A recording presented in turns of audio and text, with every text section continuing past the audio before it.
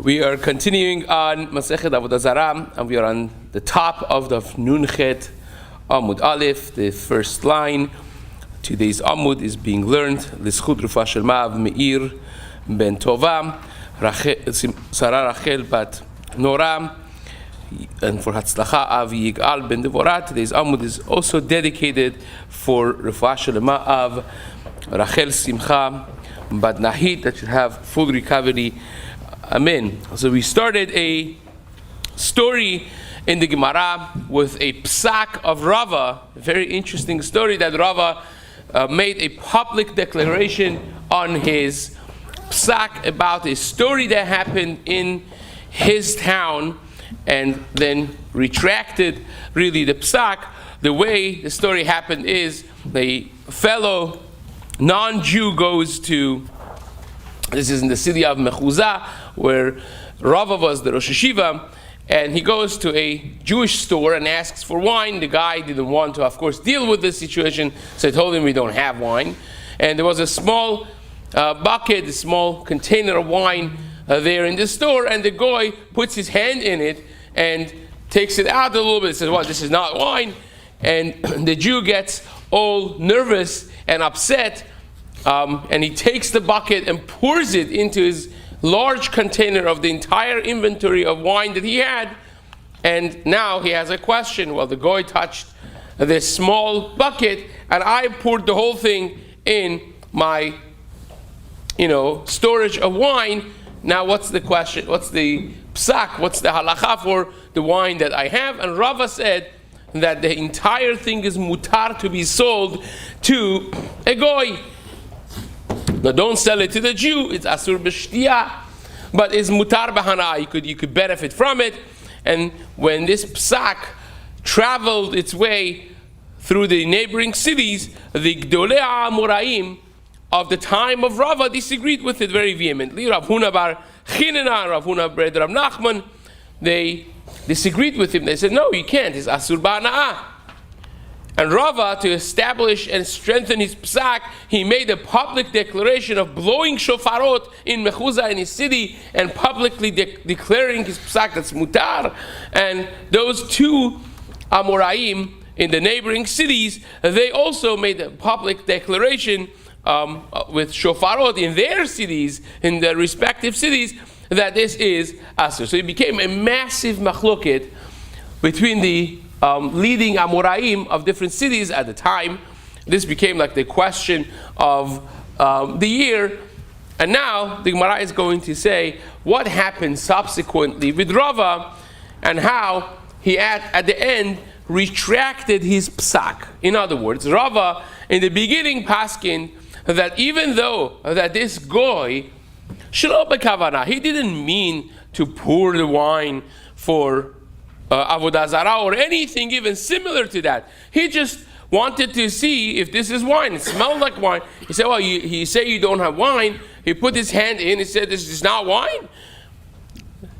So that's considered touching without kavanah for nisuch. He didn't have any intention of making yain nesech. He was just, touching it to see what it is. And Rava said, that's mutar b'hana'ah. Now others said that's asur.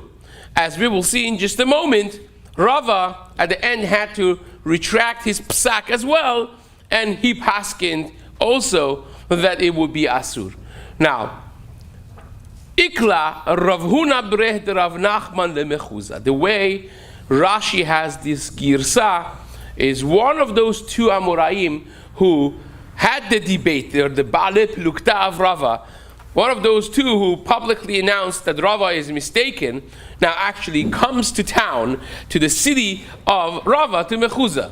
And this is already chronologically after Rava has retracted his psak. So now he holds that Rav Huna, Rav Nachman, actually is correct. So he wants to avoid the confrontation with him, and therefore he says to his shamash, close the doors, I don't want to talk to anybody. I don't want to have rehash this story and have to deal with it. Tosafot, you see the long Tosafot over here on Nunchet Amud Aleph, they have multiple questions on Rashi, and hence they have a completely different girsa of who was in this story. According to them, is really Rav Nachman who came to town, and Rava went to ask him a question based on his memory of what Rav Nachman had paskin. So each one, we're going to explain this according to Rashi to keep things simpler. So Rav Huna Bret Rav Nachman, who had argued with him, comes to Mechuzah, and Rava wants to avoid him. So therefore, Amale Rava, the Rav Eliakim Shameh, the Shamash, the assistant of Rava's name was Rav Eliakim. So Rava tells his Shamash, Rav Eliakim says, close and lock the doors. I don't want any confrontation over here. Terok Gali Delo Nitu Inshi Denitrid. Close the door. I don't want to be bothered with this situation. Al Legabe, but however it was, Rav Huna Beret Rav Nachman made his way through, past the Shamash.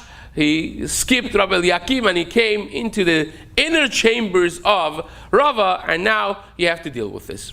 So Amaleh, he was very respectful. He asked him, Ki hai gavna mai. He said this story. He said, well, if you would have a fellow that walks into this store and touches the wine, wanting to check if it's wine or not, and then the guy gets upset and pours the wine into his wine container, what's the halacha? Right? That's exactly the scenario that Rava had paskin, that's mutar.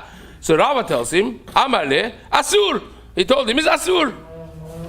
Right? As we mentioned, this is already chronologically after the time that he has retracted his psak. And he says, asur afiru behana. Not only you cannot drink it, you cannot sell it either. So Rav Huna Bred Rav Nachman says,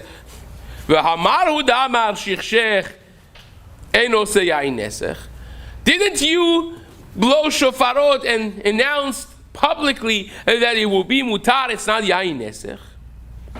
And Rava quickly and swiftly answers something that actually saves the psak that he had given with a change.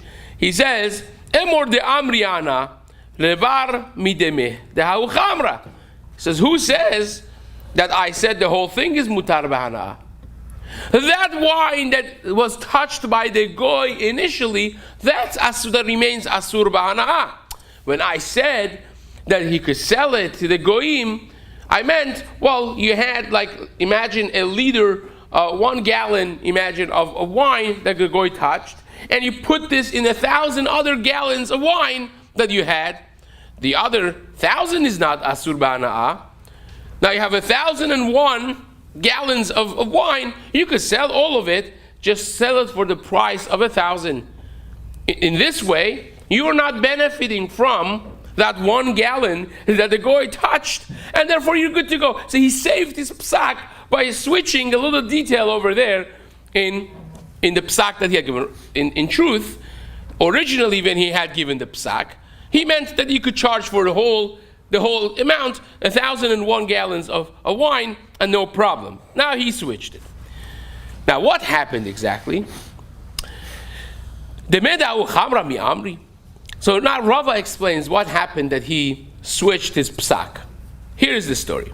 Amar Rava, ki atai lepum bedita. Afterwards, this is now Rava telling the story, right, retroactively, of what happened after he paskined that the whole thing is mutar. He traveled to Pumbedita. Who's the Rosh Hashiva of Pumbedita? Abaye, right? Abaye was the Rosh Hashiva of Pumbedita. He's the best friend and the chavruta and the top peer of Rava. So it says, I went there. Akfan Nachmani Shematata Umatnita. Says Nachmani, which is Abaye.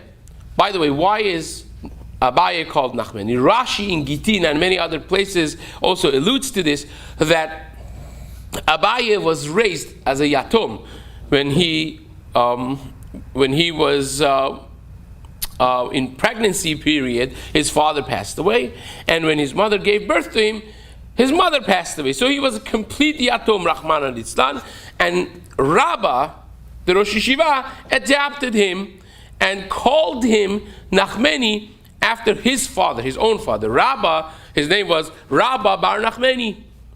So he called him that, and he grew up in the house of Rabba.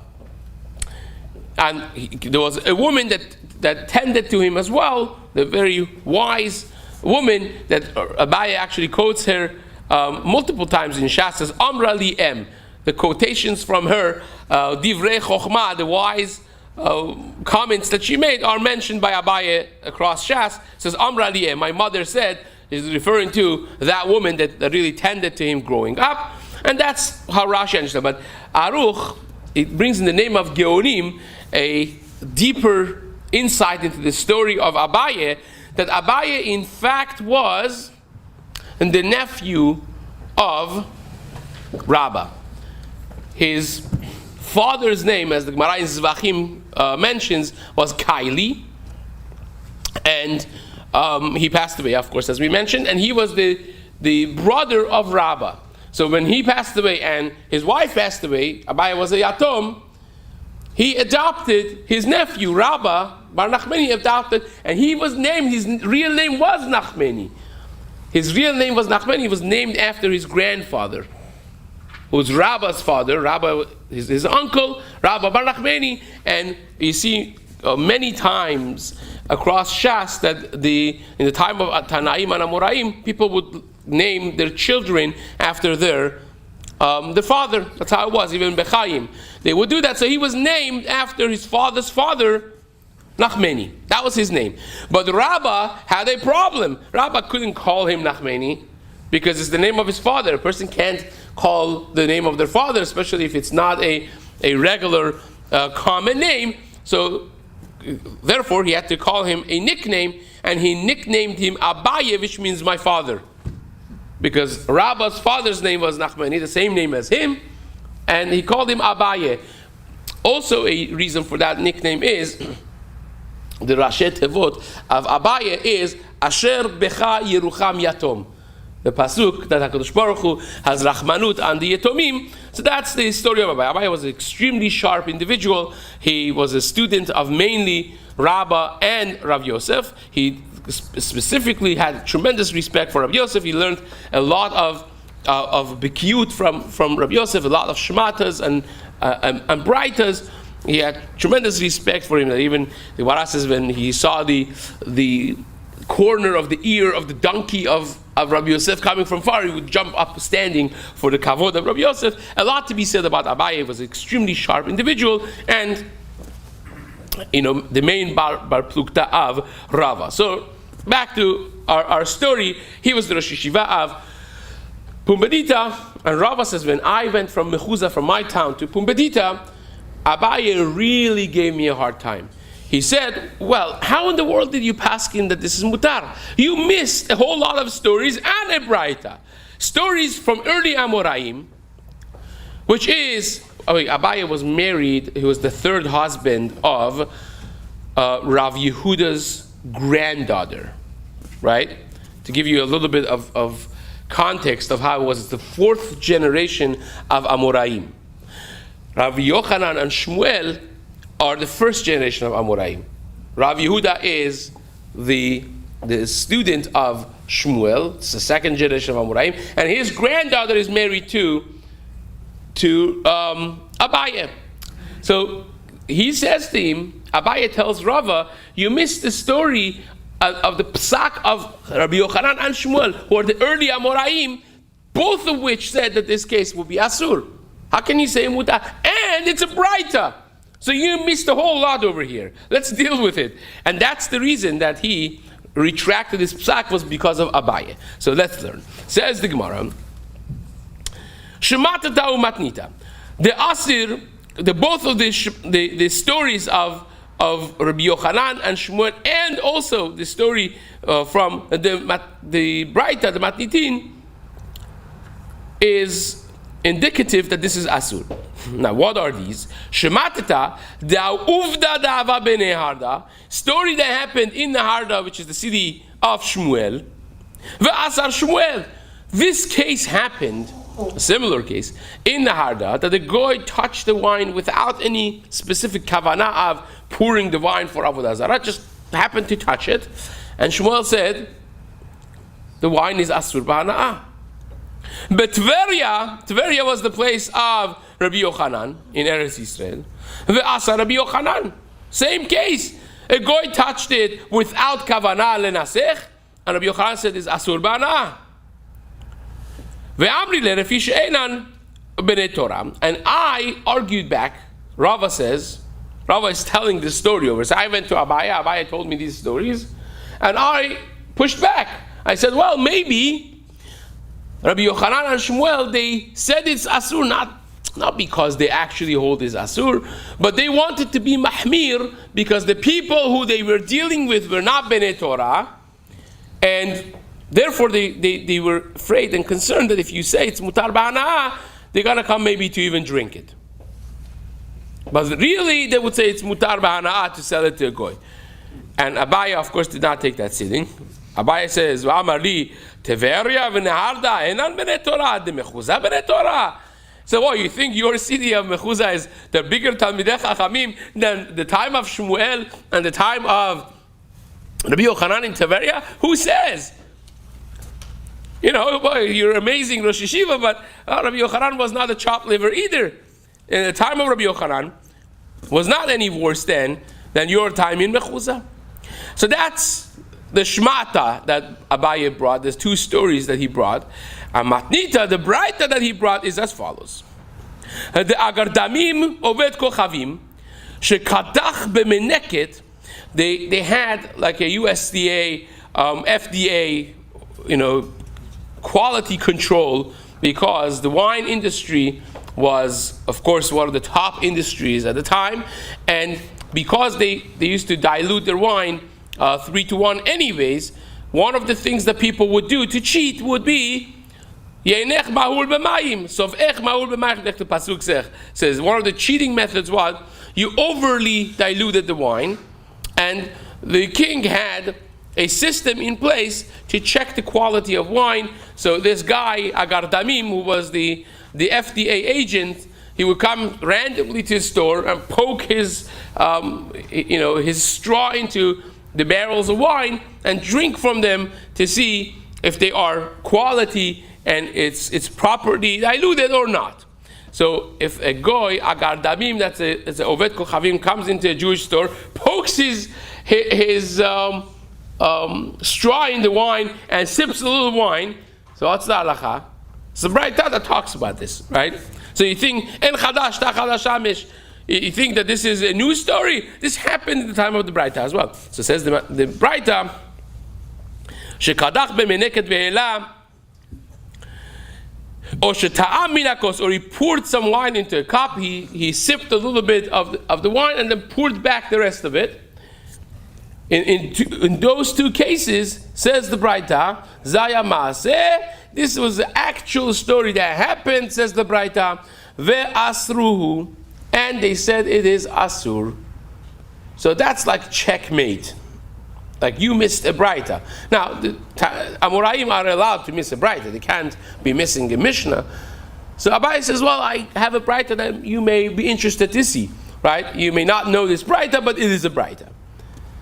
And the Gemara says, well, it's not so muchach, because maybe when the braita says asru, that they assered it, it's talking about asru b'shitiyah, that they said you can't drink it because the goy touched it. Who says that they said it's asur b'hana'ah, that you can't even sell it, you have to trash it? So says the Gemara, my love b'hana'ah, lo b'shtiyah. Who says it's b'hana'ah? Maybe it's only b'shtiyah. They said it's asur, that you cannot drink it. Who says that it is asur to even sell it? Gemara says no, that's pashut, because the braita has a second piece to it. Ihachi litni yimacher. If it would be only prohibited from drinking, the braita should have said yimacher, sell it, don't drink it. But it doesn't say yimacher, it just says asru. Kedekatani sefa. The end of the braita actually has a case that the braita says yimacher. Right? What's the end of the braita? Because it says Harav ovet kochavim shoshit yado lechavit. A crazy man, right? A guy that was schizophrenic, and he will go touch things, right? So he came into the store and he put his hand into the barrel of wine. He thought this is a bottle of oil, and it ended up being a bottle of wine. The Braita says this was an actual story that happened. And they said, Yimacher. It should be sold. So this is the end of the same Braita. So in the beginning it says the story of this FDA agent, and it says Asru, they say it's Asur. But when the Braita wants to say it's Mutar Behana'a, it says Yimacher. So from that you see that in the ratio when it says Asru, it means completely Asru. It's Asur Behana'a. That is a checkmate on what Rava had said in the beginning. That's Mutar, and that's perhaps the reason he retracted his psak to hold that it is Asur Ba'ana'a, Tiyufta de Rava, Tiyufta. This is a bomb kasha on Rava that doesn't have an answer, so therefore Rava retracted his psak. Now, another story in the Gemara is Rabbi Yochanan ben Arzav, Rabbi Yossi ben Nehorai. These two Amoraim were sitting and drinking wine. Yatvu v'kashatu chamra. Ata'u gavra, this fellow that looks like a Rosh Yeshiva comes, Amrule, and they tell him, well, Ta'ashkiyan, can you pour some wine?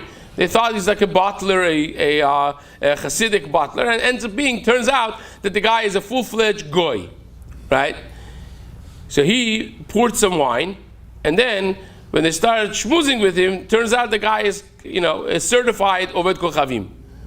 So now what do? Lebata derama lekasa iglai milta de Oved Kochavimu. It's not Jewish. Now you have this wine that he poured in the glass, and you have a question. So you had right away a machloket between these two Amoraim sitting there, mikatze la katze, from two ends of the spectrum. Chad asar afilu bana. One of them said this is asur, even bana is asur. Forget about it. We have to trash it. Yoli chana yama melach. V'chad shali afilu b'shtia. Yamas no, it's mutar even b'shtia. You can even drink it. What's the logic behind the machloket? The logic is as follows. Amar Rabbi Yishua ben Levi. Rabbi Yishua ben Levi said, "Man da'asar shapir asar, uman da'shari shapir shari." So they're not mistaken. The one that says mutar has a logic behind it to support, and the one that says asur is the same thing, has what to rely on. Man da'asar. What's the logic of the one that says asur even ba'ana? Amar salka dati de Rabbanan ki hani shichra